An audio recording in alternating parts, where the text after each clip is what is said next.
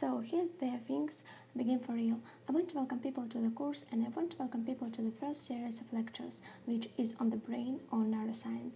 And I want to begin the series of lectures and the course itself with a story about a man named Phineas Gage and an event that happened to Gage in the summer of 1848 in Cavendish, Vermont.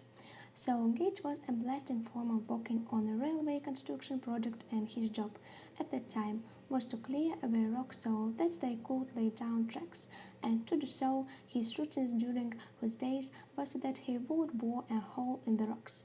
Inside the hole he put blast powder and a fuse in.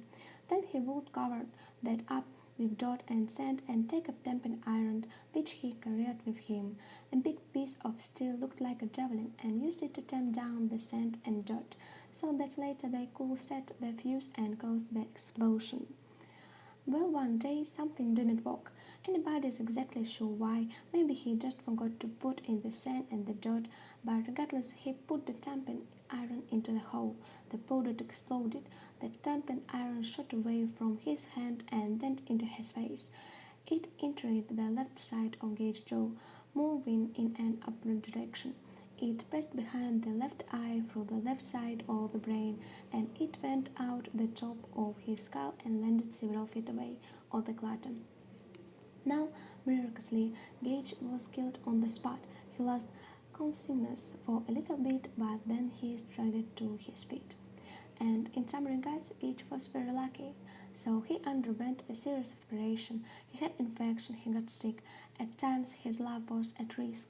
But months later, he was in certain regards pretty much recovered. He was able to see, he wasn't deaf, he wasn't paralyzed, he didn't lose the ability to speak or understand language, he didn't lose his intellectual capacities in any simple way. But in another sense, Gage was very unlucky. Because Gage has been transformed by this incident, someone who knew Gage describes the transformation like this. Before the accident, Gage was, quote, the most efficient and capable man, a man of temperament habits, considerable energy of character, a sharp-shrewd businessman. After the accident, Gage was no longer Gage. He was fitful, errant, indulgent, at times in the gross profundity manifesting but little difference for these fellows. He ended up losing this job. He traveled through the states taken up into different jobs, engaging in different relationships, and ultimately ended up in an exhibit in a traveling circus, holding a tamping iron and telling people about this terrible story about how it went through his head and went through his brain and changed his life. So, why am I telling you this story? This, as I thought, I want to begin the course by talking about the brain, and the story of Phineas Gage illustrates something which we have abundant reason to believe, which is that the brain is the source of mental life, and so damage to the brain can have profound effects on who we are and that we are. An idea is nicely summarized by the Nobel Prize winning biologist Francis Crick. He calls it the astonishing hypothesis.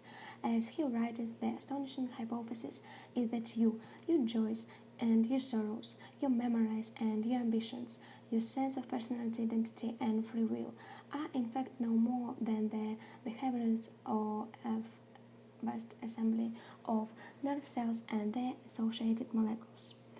Now, this assembly of nerve cells is, of course, the brain.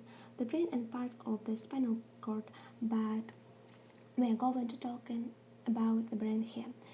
And the idea then, as sometimes people like to put in the mind is the brain, or that the mind is that the brain does all mental life emerges from the brain. The official term for this is materialism, that we are mental beings. Everybody accepts that our arms and legs and our head and kidneys are made of the same sort of stuff as rabbits and automobiles and cups. But the idea is that our mental life, what people as special, our most ultimate feelings and fruits also arise from these material things. And this is the idea that makes possible the discipline of neuroscience and much of psychology.